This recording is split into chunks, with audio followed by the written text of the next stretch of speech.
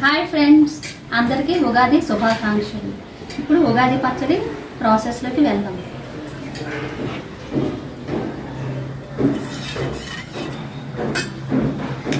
దీనికి కావాల్సిన పదార్థాలు: బెల్లం, చింతపండు రసం, half spoon salt, half spoon కారం, వేప పువ్వు, ఒక మామిడికాయ ముక్కలు, ఒక కప్పు.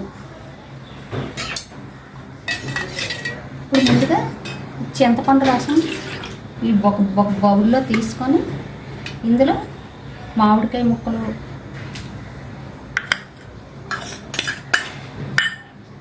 బెల్లం, ఉప్పు, కారం, వేప పువ్వు ఇవన్నీ వేసుకొని బాగా మిక్స్ చేసుకోవాలి.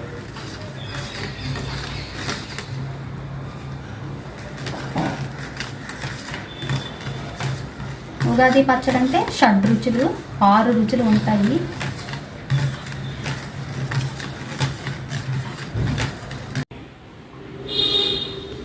Please like, share and subscribe my YouTube channel.